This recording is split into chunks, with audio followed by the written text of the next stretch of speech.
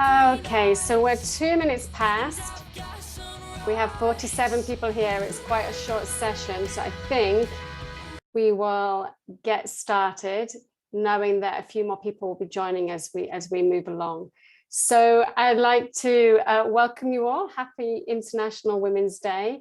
Just a very short introduction to myself. My name is Helen Juice. I am the interim Gender Diversity and Inclusion Senior Advisor at CGIAR, along with other things that I am involved with, including being part of a Lean In network, being the advisor to INSEAD's gender initiative, and working for an organization called Include, which is focused on inclusion. So I'm delighted to be here. I'm going to be leading the session today, but before we get started, I'd like to invite Fiona Farrell, who's the Global Director for People and Culture, to say a few words. She is our executive sponsor of the WIRES group, so it would be great to hear from her. Thank you so much, Helen.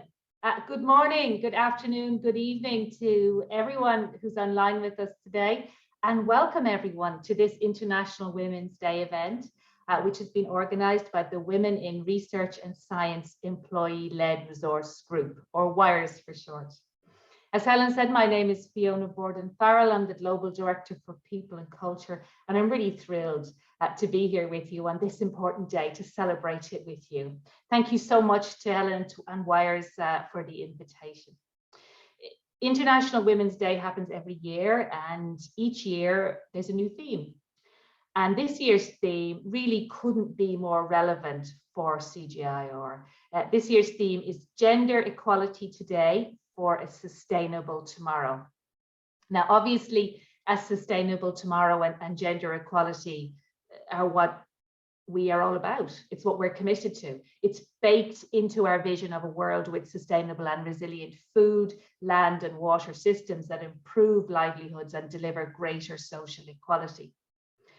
While we're driven by these outcomes, what we talk about less often is the link between the two. You know, how does gender equality deliver a sustainable tomorrow? For us, the answer is in our mission. There's decades of credible and compelling research that shows a really strong link between the diversity of thought and improved creativity and innovation. A great predictor of diversity of thought is gender diversity. So for CGIAR, gender equity is not just about being the right thing to do, being in line with our values and creating an inclusive workplace. It's actually also the smart thing to do because it's central to our ability to deliver on both our vision and our mission. That's why gender diversity and inclusion in our workplaces has remained front and center in our plans as we transition to one CGIAR. In the beginning of 2020, you will remember that the new GDI framework and action plan set targets aiming to achieve 40% women in professional roles. I'm really happy to share with you that as of December 2021, we've reached and slightly exceeded this target. There's also been significant advancement of gender balance in senior leadership, with representation of women in one CGI or senior leadership positions now at 41%. The number of women scientists across CGIAR has also grown, with the scientist group reporting 35% women for December 2020, which is up from 28%. And when it comes to entry-level scientists, so those colleagues who are early in their career, postdoctoral fellows, junior scientists, associate research fellows, we're almost at gender parity, 45% as of December 2021. These are great figures. Now, when we disaggregate these numbers, however, we know that we still have some way to go. And so that's why we wholeheartedly embrace this year's theme. The WIRES ERG today didn't want to just celebrate and recognize the day. Instead, they wanted to do something really practical, something that will help us continue the journey towards improved gender equality in our workplaces. And that's why today we're focusing the theme on mentorship. Numerous studies have illustrated that mentorship of women can have a positive impact on addressing gender inequality in organizations. And the research, unfortunately, also shows that women can face more challenges than men when it comes to finding and securing mentors. So today we wanted to inspire you to consider mentorship by equipping you with some tips, maybe some approaches to not only finding a mentor, but also building a really positive, constructive relationship that's beneficial to everyone. At the end of today's session, the WIRES ERG will have some exciting news to share with us about the development of a new CGIAR mentorship program for women. So on that note, thanks so much to Helen, our interim GDI senior advisor. Thank you so much to the WIRES ERG coordination committee for organizing today's session. Thank you for joining us, and I hope you find the content engaging and inspiring, and most of all, useful. Back to you, Helen. Thank you. Thank you, Fiona. Okay, so before we get started, we're just going to arrive. We're just going to ground ourselves. So we all have busy lives. You've probably been dashing from somewhere to somewhere else to get here. So I just want to take a moment to invite you all to arrive in the space together. So as we prepare to spend the next hour, we might be holding on to some aspect of our work or personal lives, and we need to recognize that those distractions and stresses of our day can sometimes get in the way of us being able to center ourselves and really enjoy and be able to access the learning today in the webinar. So I'm going to invite you to participate in a guided meditation. So you can get yourself comfortable, close your eyes if you feel that way, and just listen as I walk through this very short sample meditation from Headspace.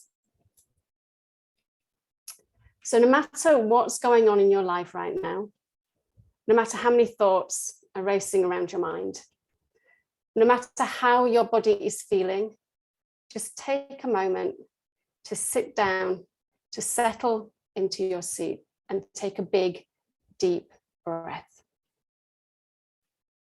Breathe in through the nose and slowly out through the mouth. Take another breath, and as you breathe in, take in a sense of taking in fresh air and feel your lungs expanding. And as you breathe out, a sense of letting go of any stress in the body, any stress in your mind, just feeling the muscles soften and relax. So let's take one more breath together. So breathing deeply in through the nose and out through the mouth. Just take a moment to pause and then allow your thoughts to come and go, and then just gently open your eyes. So just a micro moment of meditation to help us settle into our session today. So let's talk about what we're going to be running through. So today is all about thinking about mentorship. So what is mentorship? How does it differ from other things like coaching or sponsorship? What are the benefits of mentorship? What are some of the challenges that women face when it comes to finding a mentor and building a relationship with a mentor? And so what are some of the foundations of making a mentorship relationship successful? And then finally, we're going to be sharing some stories from some amazing women across CGIAR about their experience with mentorship to inspire you. I'm not alone today. I'm joined by a big crew of people.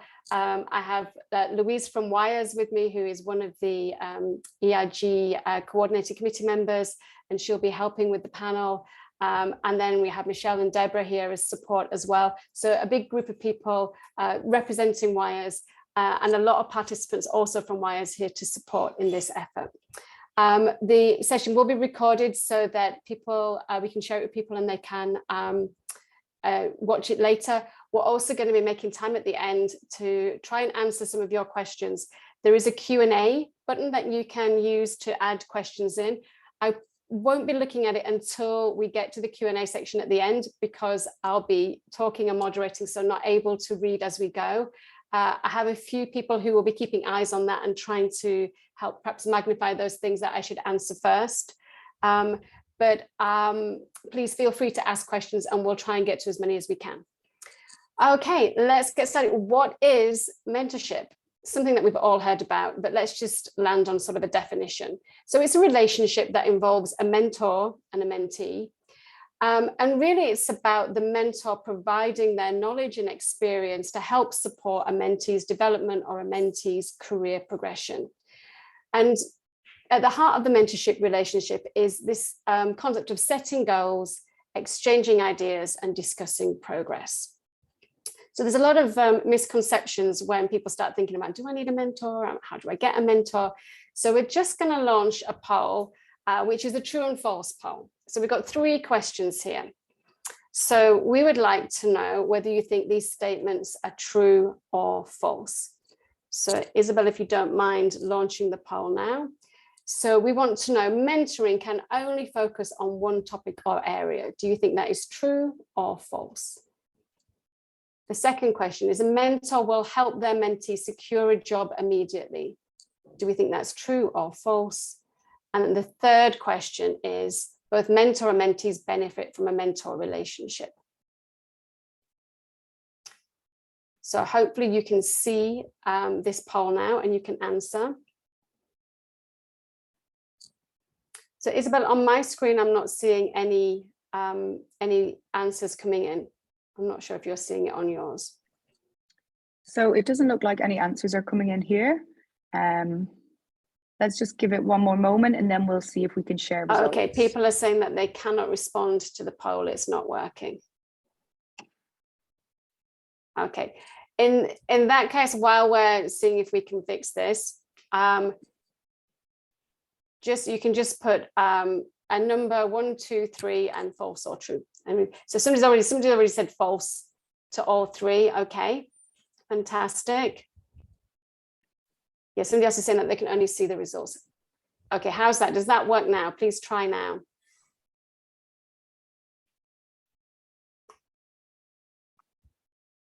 Yes, it's working. Fantastic. Thank you. Okay, great. Okay, brilliant. Fantastic. Wonderful. Okay.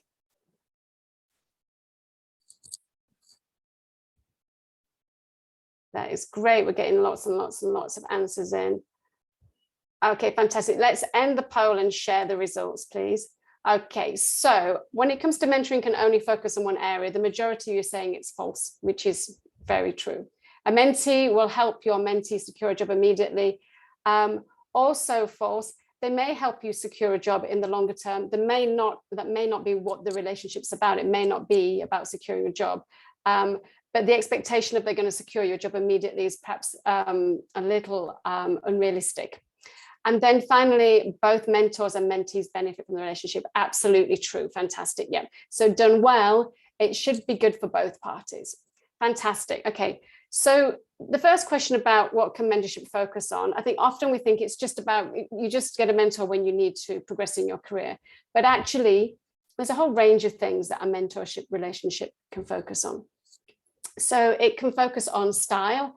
And it is International Women's Day, so I do need to make clear I'm not talking about your fashion sense or hairstyles, as it seems to be the confusion at the moment amongst people sharing their IWD stories on my LinkedIn profile. What I mean about style is your communication style. You know, how effectively do you communicate? How good are you at influencing, getting your voice heard? And building sort of a personal reputation, which we know is important as we progress in our career. So it could focus on style. It can also focus specifically on career. So it could be about planning your next career move, or how do you build a network and tap into industry knowledge. It could also be about the technical part of your role. So it could be about your craft, developing functional or technical skills. It could be about life, you know, often it can be about work-life balance, navigating a new life stage or a new career stage, making a transition from one country to another. And finally, it can be about community, about how to get involved in community and how to do things outside of work. So you can see there's a whole range of things that you can seek mentorship on. And it'll also become apparent that it's probably not one person that you would go to speak to on all of these subjects. So it's not a case of we just have one mentor at a time and we talk to them about everything. We can have multiple mentors and we can change mentors over the space of our time and of our life, depending on what it is that we need. So let's just align on what's the difference between a coach, a mentor, and a sponsor, because often these terms get interplayed.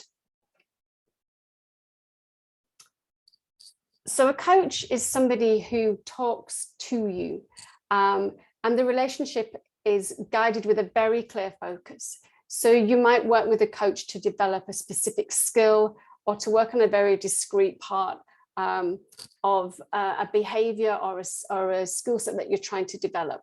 And so the coach comes along as an expert. They're there to meet your needs. They talk to you.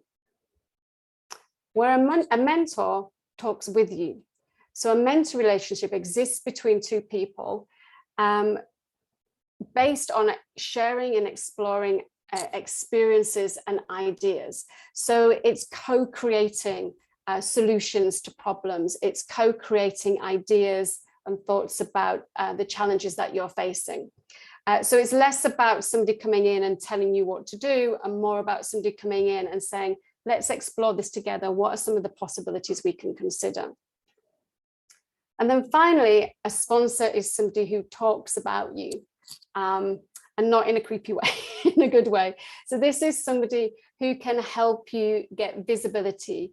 It's a relationship where somebody advocates for you. So they will recommend you to other people. They will give you access to their networks. And often mentoring and sponsorship can go together. But it's important to understand that there is a difference. So those are the three roles. And so let's talk about what are the benefits of mentoring. Why should you consider getting a mentor? Or indeed, why should you consider becoming a mentor yourself? And one of the important things to take away from today is it's never too early to be a mentor. We like to think, oh, mentors are people who've got 5, 10, 15 years experience. There's always somebody who's coming up behind us who could benefit from our advice. So we're never too young to be both mentor and mentee. Right, so let's look at the benefits. So the first is the benefit of confidence. So this is a study done by a nonprofit organization who specializes in developing and building mentorship programs. And this is research that they've done around the benefits of mentoring. What we see is for confidence, 87% of mentors and mentees describe themselves as feeling more empowered, more able to make things happen for themselves. When it comes to connection, 82% said mentoring helped foster more meaningful relationships.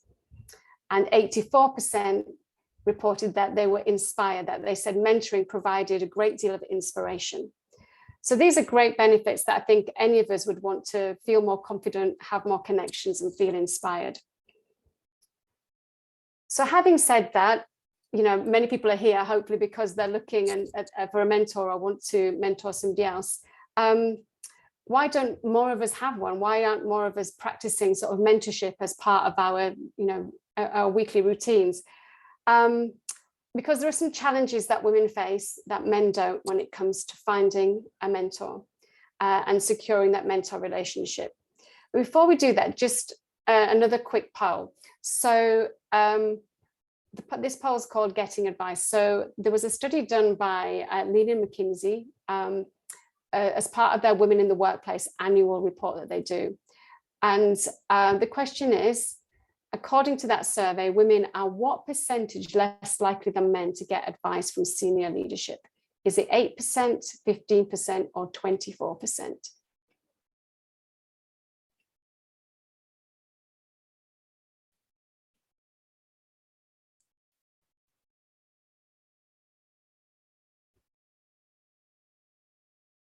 Okay, fantastic.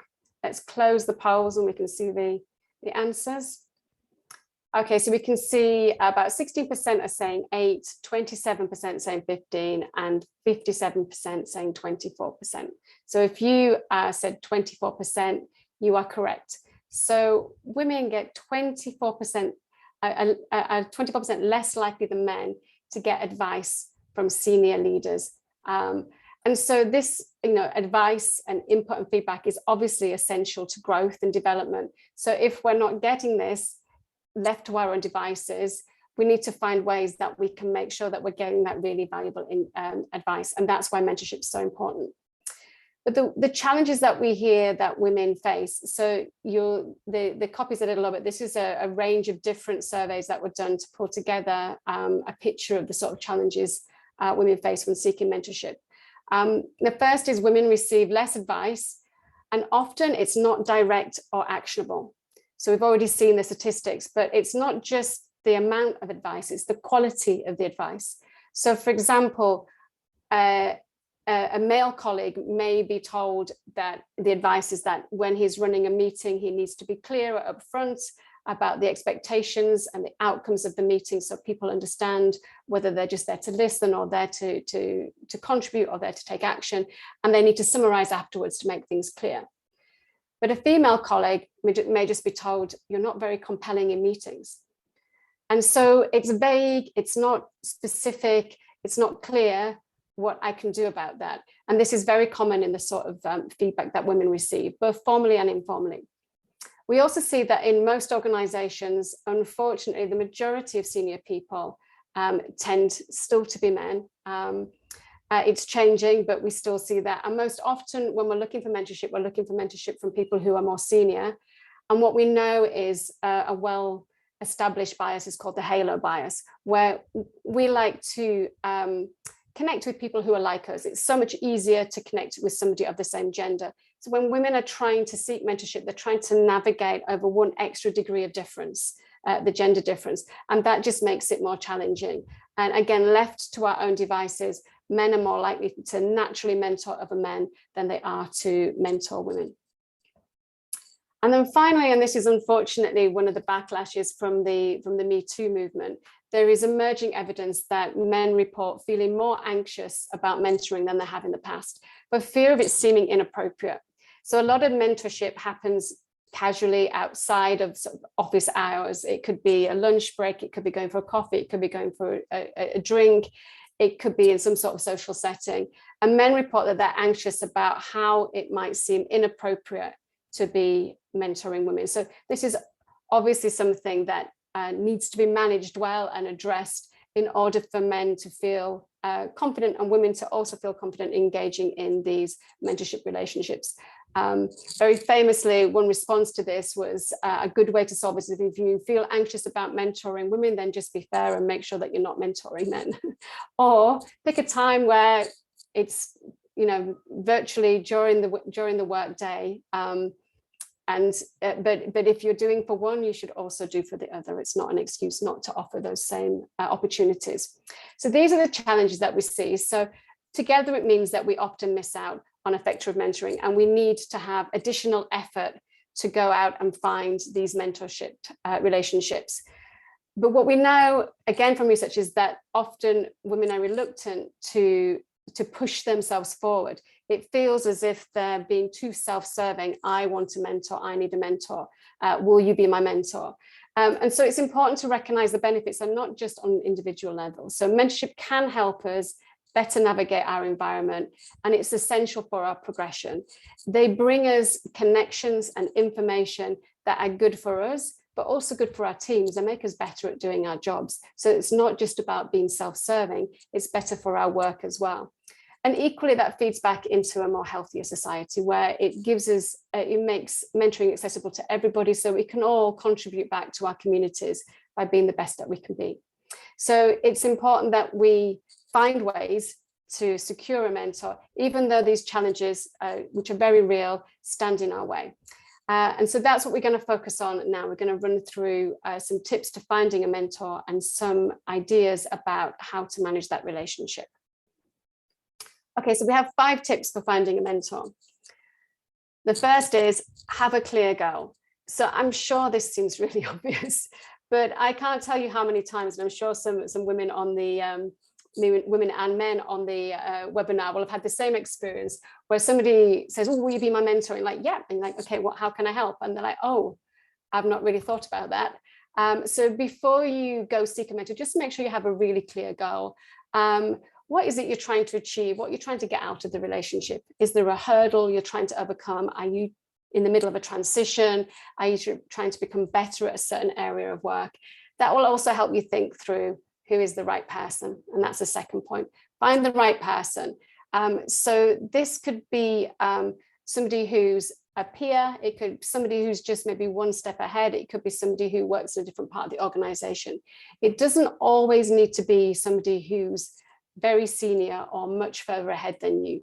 And what you're looking for is somebody who's got the experience based on the challenge that you have. Who do you think has experienced what you're now facing? Who can give you advice on it? And maybe it's somebody that you admire and respect. You've seen them in action and you think I want to learn about how they do that. I have a mentor who I saw manage formal meetings in a way that I wasn't used to managing. And I was very specific, like, can I ask you to mentor me on how I can better facilitate meetings with senior professionals? So I was very specific, and she was the perfect person for that. So then we have to decide also, is it formal or informal? So often it's the formality that sometimes puts us off. If we start talking about mentorship, many of us realize that we already have mentorship relationships. It's just we've never called it that.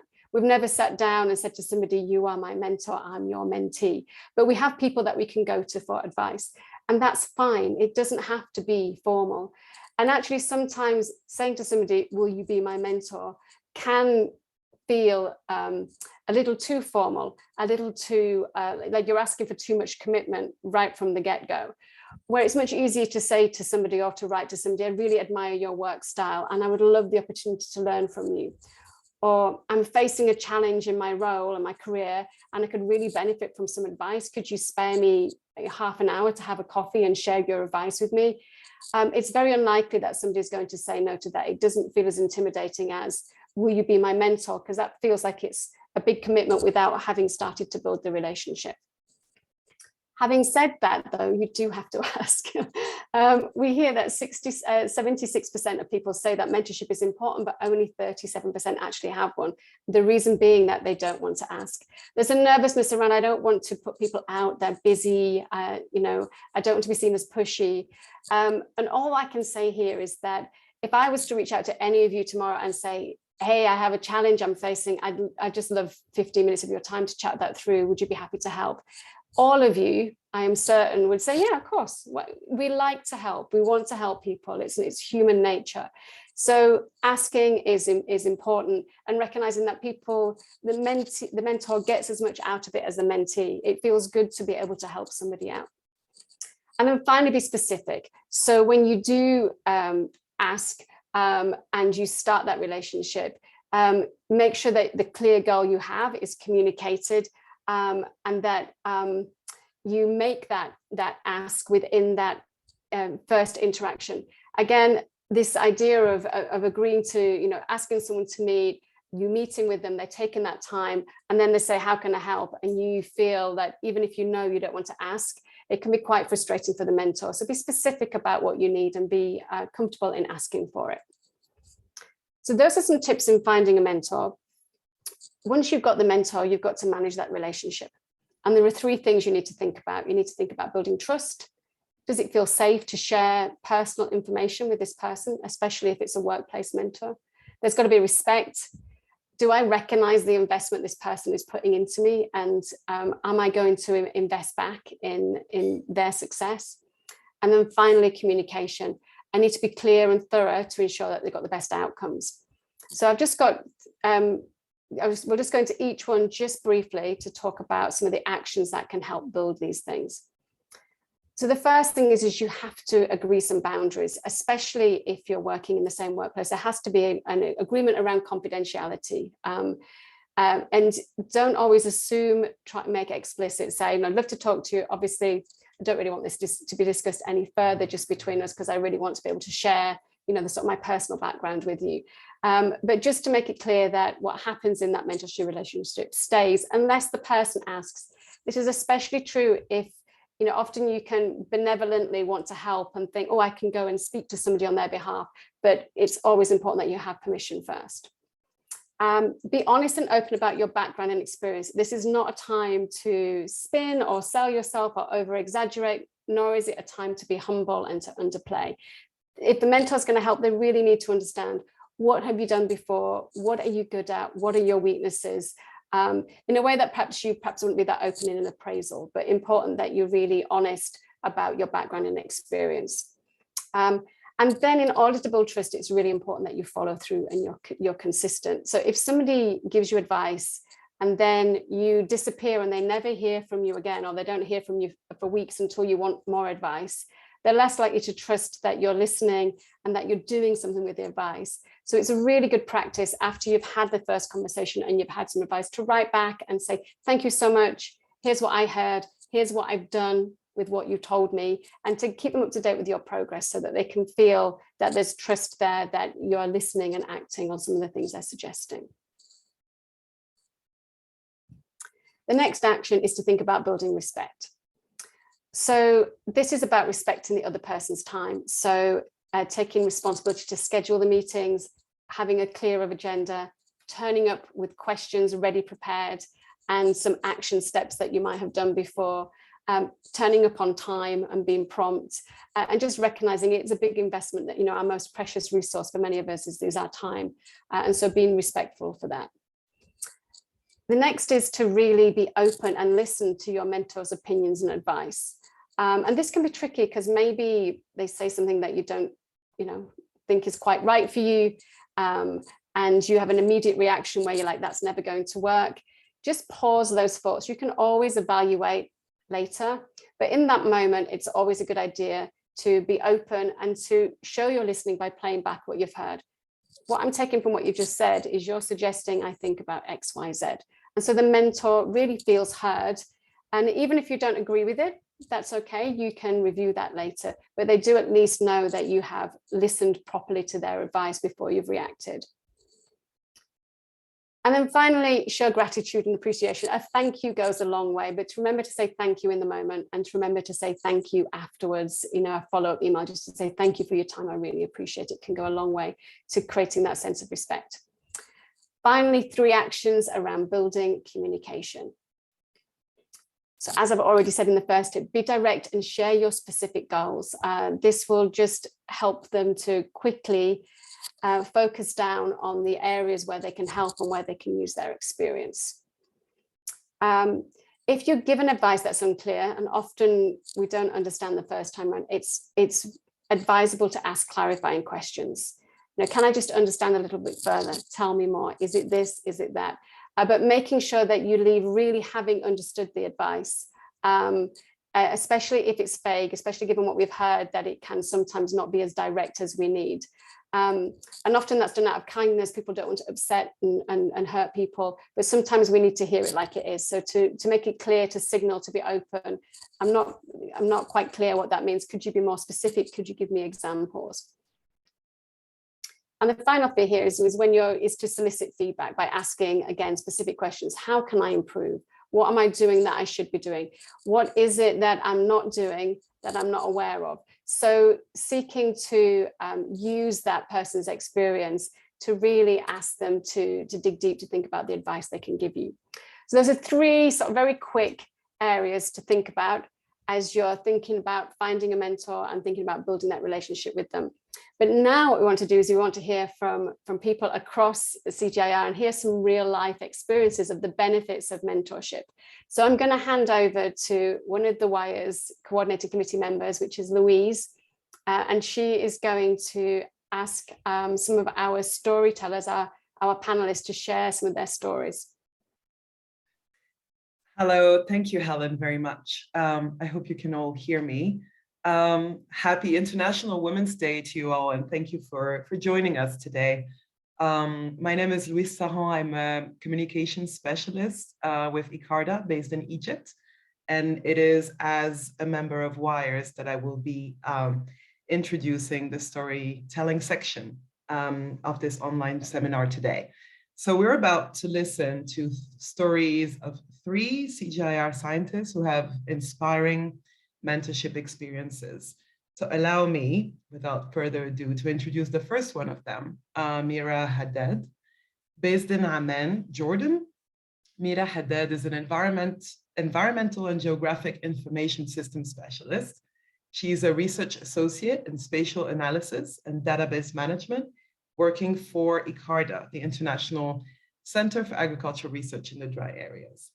Her research focuses on enhancing ecosystem services and slowing down land degradation in the marginal drylands of Central and West Asia.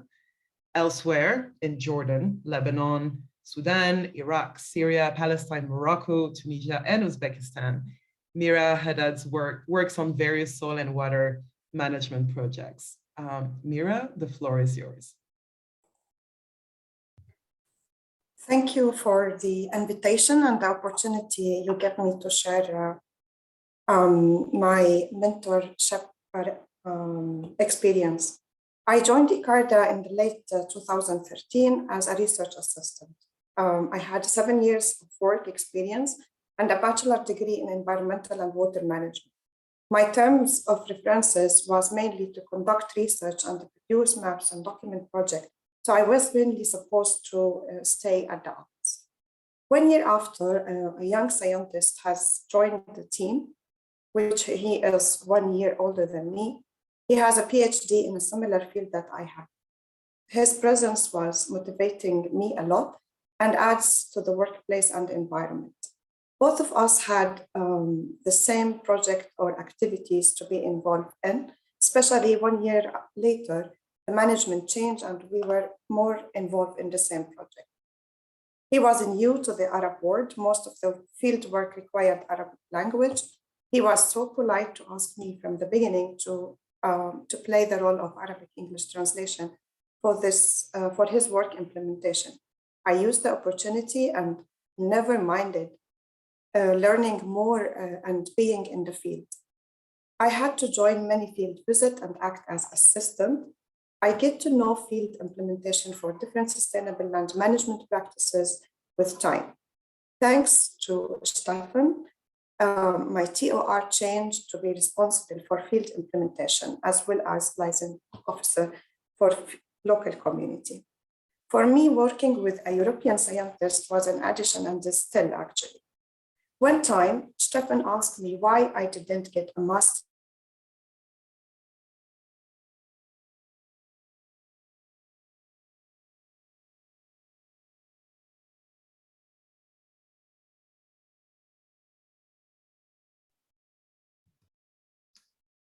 Okay, I lost volume, but I don't know if it's just me or everybody else. No, it seems like we've lost Mira for a second.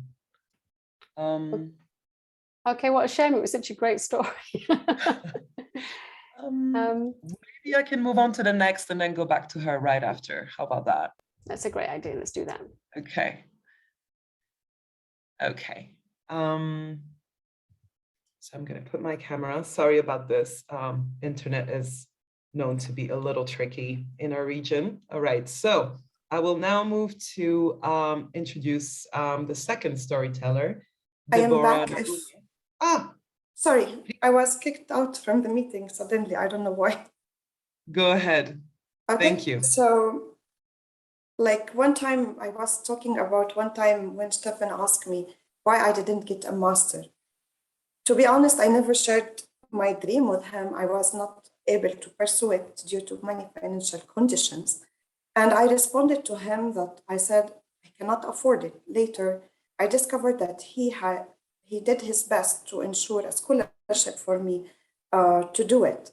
He guided me through the master proposal idea based on our research needs. Also, he was so genuine to review, correcting, and advise on the research. I had been accepted for the scholarship and now I hold a master's degree. I had it in 2019. I still remember that moment. I cannot explain how it feels. I can only say thanks to ICARDA management and Stefan for providing me for the technical, scientific backstopping and complete this task. Also, I have to say after 1 year of getting my master's, Stefan suggested pursuing my PhD. This time he pushed me to make it international. He helped me a lot through his connections and project that he managed at ICARDA. Thanks to him and ICARDA management, now I am doing my PhD at Utrecht University at the Netherlands and doing research on restoring degraded drylands in Jordan and Uzbekistan by vegetation management. Stefan also played an important role in my life at a technical and personal level. He pushed me a lot to learn and define the goals and ways to achieve them. He pushed me under the scene, actually. If there is a problem, his famous sentence would be nice. It is a chance to think, search, and find a solution. Being a mentee is important to achieve better results. In my opinion, as this is also what Helen mentioned, mentorship is a two-way steps. I call it a two-way street. Both of us benefited and work achievements tell more about that. Stefan now left ICARTA to join Boca University. He is still supervising my PhD. He's always available for advice without hiding any information, and this is important in any mentor. Also, currently, I am a research associate, as Luis mentioned, moved from assistant positions to a higher level. Thanks for the enabling environment and supporting I got from the management at ICARTA and sure at the CGIAR. Thank you so much, Mira, for this really truly inspiring story. And I'm pretty sure a lot of people are going to try to steal Stefan from you. So do keep his contact hidden. Thank you very much. We're now going to move to our second storyteller, who is Deborah Nabuma. Deborah, if you want to join me. Based in Kampala, Uganda, Deborah is a nutritionist, hello, with Bioversity International in Seattle. She joined Bioversity in 2013, where she's been researching ways to address micronutrient deficiencies through provitamin A rich banana cultivars. And more generally, she strives to develop agrobiodiversity strategies to improve nutrition and health in East Africa, especially in Burundi, the Democratic Republic of Congo, Rwanda, Tanzania, and Uganda. Deborah, thank you so much for being with us today. The floor is yours. Thank you. Thank you.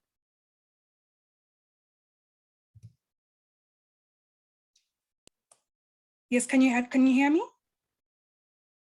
Yes. Okay, great. So thank you for the opportunity to share my mentorship journey. I joined Bioversity then in 2013, and I think towards the end of my first year, my supervisor, Beatrice Ekesa, shared an opportunity for a fellowship, which is Award African Women in Agricultural Research and Development. And this is a 2-year career development program. And so she shared how important it is, how beneficial it was. And she walked me through the application process. I was fortunate enough to get it. And in this program, in the first year, you have a mentor. And then in the second year, you have a mentee, you go on to mentor somebody else. It was up to me to find a mentor. It was very challenging to think of somebody who would take this on. So I kind of thought through people who I'd encountered through my master's and my limited work experience at that time, people I'd found inspiring and who might be willing. And I found someone, Robert Madime. He done extensive work in nutrition development work, and he was willing. It was a very enriching experience in 2014, in that even after our formal engagement, I stayed in touch, and up to now, I'm still in touch with him. I keep, sharing updates of what's going on and where I'm at, and then I just hear from him and what he has to say. So during the award fellowship, I think the formal arrangement was very beneficial because we were meant to have regular meetings. So the structure enabled us to have prompted meetings, tracking of progress. And I think it enabled me build a relationship and understanding with my mentor, in that it was easier for me to then reach out after the award ended, my fellowship ended, to just continue reaching out to him and just keep in touch. And actually, one of the main benefits right off the bat that I had with this engagement was getting career advice. So we sat down and just drew a career path, identifying what my goals were, And through that process, of course, getting a lot of self-awareness and evaluation through the fellowship. But working with my mentor was so beneficial to just really coin and put down what is it that I want, what is needed for me to get there, to achieve it, any other areas I need to develop, and how can I possibly begin to develop those areas. And furthermore from that, one of the key issues was getting a PhD. At that time, I had a master's.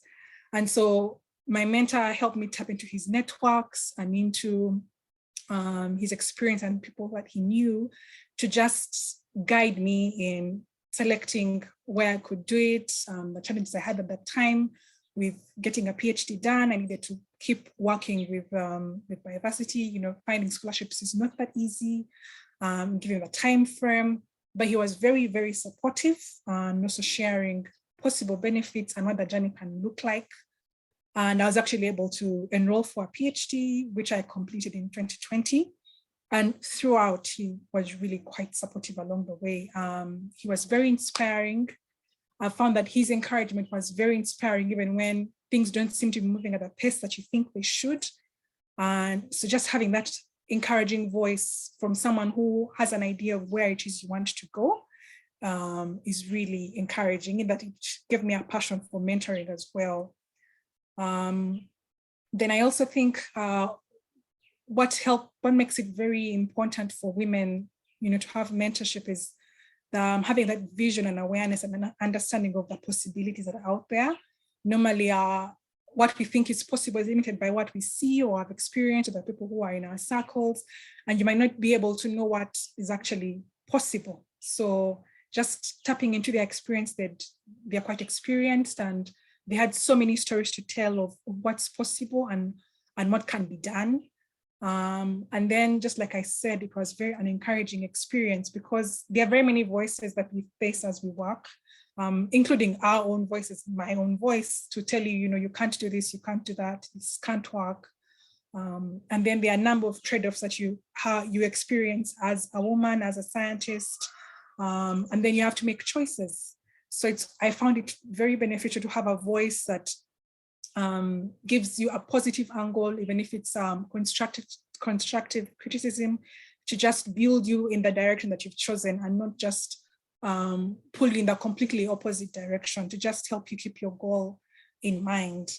And through that, I can say it was a very engaging process. I'm grateful to have just been able to go into a mentorship program with Dr. Robert Mwadime, and even from sharing the opportunity, Beatrice has also been able to just support me throughout the process, because she also is really quite big on mentorship, and she also regularly shares, this is how things are working. I hope you can see here, this is an area you need to push. You know, this is how I'm meeting goals, this is how you present, or this, and giving feedback on how I work. So I really encourage those who don't have mentors to begin reaching out and get a mentor, and just work through it. Find people you have common values with, manage your expectations. I don't think it's possible to find someone to handhold you because people are busy. So you need to manage your expectations and what it is that you want to get out of the relationship, and then take the initiative to get the input from your mentor, given the schedules that can be coming up along the way. Prioritize the support that you need and communicate it. And then, like Helen shared earlier, share and be honest, and also take time to also self-evaluate from what you're hearing, from what you're learning, self-evaluate so that you can actually grow and be better. Thank you. Thank you so much, Deborah, for your story. I just want to tell our last storyteller, who will be Yangwa Lee, that we are quite tight on time. So if you could maybe tell us your story in a few minutes, and then we'll make an announcement and finish with the Q&A. So Yangwa Lee, who our last storyteller, is based in Mexico. She leads the development of a team that provides biometric support across the CG. Just to simplify a bit, her team modernizes breeding by incorporating modern informatics capabilities into the breeding process. Hi, Yangwa, please go ahead. Hello. Oh, hello. Can you hear me? Okay. All right. So thank you for this opportunity to share. My name is Yangwa. So I come from I'm a recent employee at the CGIAR. And before the CGIAR, I had a career in industry where I worked for a few years at a large multinational and then at a startup. And in terms of my mentorship experience, I think I connect a lot with the previous speaker in that when I think about when I ended my training as a postdoc and then entered the workforce, I may not look very shy now, but at the time I was very shy, and if you had told me, okay, go find a mentor, go network and meet people, I would have been, my response would have been how. And I was somewhat lucky in that I started my career at a big company where there were many formal opportunities for forming mentoring relationships, some long-term as part of a leadership development program, some short-term with like very focused efforts. And basically, if there was an opportunity, I signed up. And because I recognized that having some sort of formal structure kind of helped me get past my initial shyness about forming these relationships. And then once I kind of lost that shyness, what I realized was that really the finding a mentor it really is, I think, most effectively an outgrowth of your normal networking, of your normal community building in your job. These are, people bring their whole selves to work, and we're not just a TOR. And through doing our jobs, we form relationships. And whether you name it a mentorship relationship or not, you're gonna find yourself with these people that you go to for advice.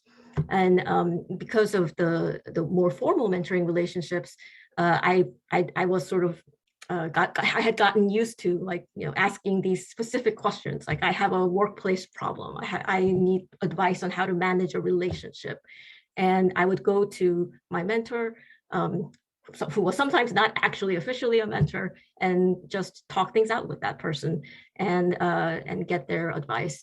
And this is something that really is at this point like a really natural part of how I work as a manager. And one thing that I think all of these experiences in being mentored taught me is that you don't have to solve problems by yourself. Like, there are people who are, if you ask questions and reach out, they will be glad to give you your time and their time and help you out. So yeah, so I'll end there so that you can have the last 5 minutes for announcements. Thank you. Thank you so much, Yangwa. Thank you also to Mira and Deborah for sharing with us those stories. Now, if you'll bear with me for just a little while longer, I'd like to tell you about WIRES. As Fiona mentioned earlier, WIRES stands for Women in Research and Science. Our members come from all across CGIAR, and what we want is to promote women in research and science. Since we launched 2 years ago, we've organized a few events to celebrate the stature and excellence of CGIAR as women scientists, while also discussing ways to better support them.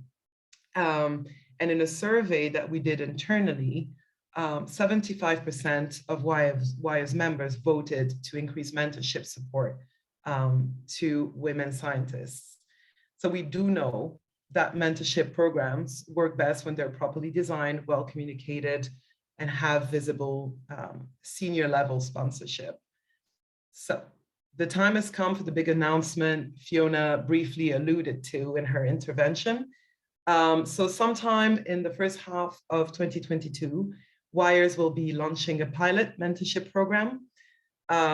This pilot, co-created by WIRES ERG Coordinating Committee, and the GDI function.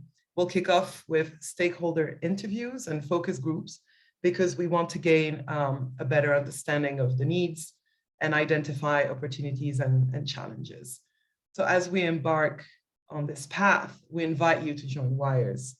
That way, we'll keep you informed of the next steps and accompanying you on your mentorship journey. So you'll find plenty of information on WIRES on the webpage. I think it's the address is on the next slide, the previous slides. If you would like to join us, which we hope you are, there are also a few different ways you can do it. You can either write to us on wires@cgiar.org or personally reach out to any of us on the WIRES coordinating committee, including your center's representatives. So if you are from ICARDA, write to me by all means, and I'll make sure it happens. We really hope that our mentorship program will be the first decisive step in creating a platform that supports the next generation of women scientists and science leaders in CGIAR. Thank you all, and back to you, Helen. Thank you very much. We're just about out of time, but there's 2 minutes to answer some questions. I'm going to answer, first of all, the one that's popped up in the chat a few times, which is why just women in science and research? Why can't we make it more broader? And that's part of that consultation phase. Part of the consultation phase is understanding where is there a need, where do people see challenges, where do people see opportunities, and then designing a program that works. So while WIRE stands for Women in Research and Science, and there is a key focus on trying to get more women scientists and researchers. Everybody, I think it was Elizabeth who put in an answer to the question, everybody who works at CGIAR is in science and research. It doesn't matter what function you're in, ultimately, that's what the organization does. So part of that consultation phase will be trying to figure out who is the audience for this and how are we going to manage that. So the anonymous attendee who's asked that question, duly noted, and it will be considered. Now, I've answered a lot of the questions. Are there any other questions that you want to drop in the Q&A? I've answered 4 or 5 of them already. Somebody was asking about how do I go about finding a mentor if you're not part of a formal mentorship program. So you can look at who's in your network, people that you admire. You can ask your manager, you can ask your peers to recommend people. It's a good way to get started. Any other final questions before we wrap up? If not, it's just to say thank you all for attending. We really appreciate your time. We hope that you got something useful and interesting out of the webinar, that you've picked up some tips. Thank you to our amazing storytellers for sharing their wonderful experiences. Very relatable, very human, and very inspiring. So thank you. And thank you to the team who've been supporting me, to Isabel, to Michelle, to Deborah, and to Louise from Joining for WIRES. Thank you very much. And that is all we have for you today.